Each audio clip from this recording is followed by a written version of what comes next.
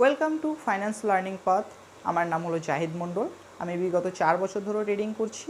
2019 সাল থেকে এখন আমি একজন প্রফিটেবল ট্রেডার এবং এর পাশাপাশি আমি একজন মেন্টর। আমি বিভিন্ন জায়গাতে আমার অফলাইন এবং অনলাইন ব্যাচে আমি ট্রেডিং শিখিয়ে থাকি এবং ইনভেস্টিংটা শিখিয়ে থাকি।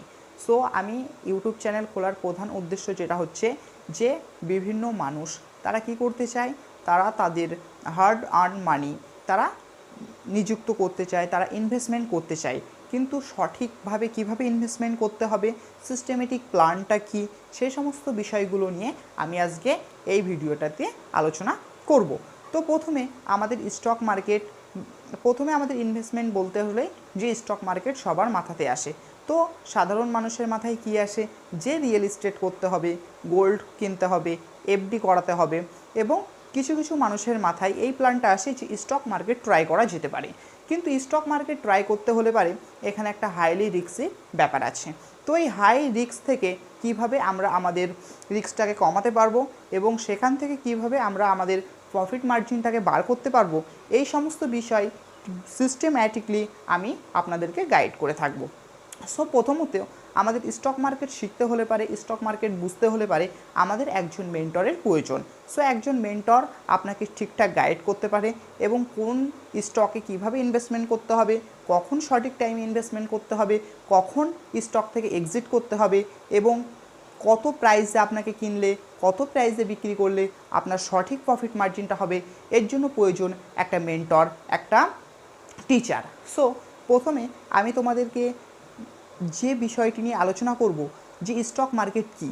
স্টক মার্কেট সাধারণত আমাদের যেমন হাটে বাজারে সবজি বাজার মার্কেট হয়ে থাকে, ঠিক তেমনই যে বাজারে শেয়ার কেনাবেচা হয় সেই বাজারকে শেয়ার বাজার বলা হয় এবং যার শেয়ার কেনাবেচা হয় তাকে স্টক বলা হয়, বাংলা ভাষায় সোজাসাপটা।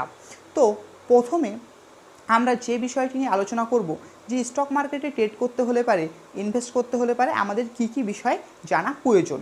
প্রথমত আমাদের যেমন আমরা ক্লাস 1 থেকে 12 পর্যন্ত একটা সিস্টেমেটিক্যালি পড়াশোনা করেছি, তারপরে আমরা একটা নির্দিষ্ট জায়গায় পৌঁছাতে পারি, আমরা কলেজে অ্যাডমিশন নিই, আমরা ইউনিভার্সিটিতে অ্যাডমিশন নিই, তেমনই একটা সিস্টেমেটিক প্ল্যানেও আমাদের স্টক মার্কেটটাকে শিখতে হবে।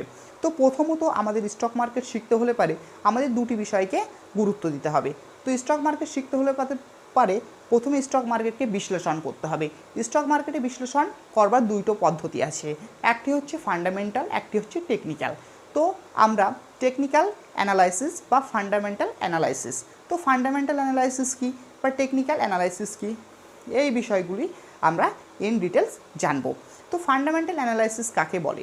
কোনো একটা কোম্পানিতে আমি ইনভেস্ট করব, টাটা মোটর, বিড়লা, সান ফার্মা, লুপিন, এই সমস্ত আমি কিছু ফার্মাটিক্যালস কোম্পানি, কিছু মোটর সেক্টর, কিছু স্টিল মেটাল সেক্টর যেমন টাটা স্টিল, জেএসডব্লিউ স্টিল, জিন্দাল স্টিল, এই সমস্ত সেক্টরগুলিতে আমি যে ইনভেস্টমেন্ট করব এবং এই কোম্পানির ব্যাকগ্রাউন্ডে কী চলছে, কোম্পানির ব্যালেন্স শিট কী বলছে, কোম্পানি প্রফিটেবল আছে কি না, কোম্পানিতে FII, DII, foreign institutional investor এবং ডোমেস্টিক ইনস্টিটিউশনাল ইনভেস্টর এবং রিটেলার প্রোমোটার কত শতাংশ আছে, এই সমস্ত ডাটাশিট অ্যানালাইসিস করাকেই বলা হয়ে থাকে আমাদের ফান্ডামেন্টাল অ্যানালাইসিস।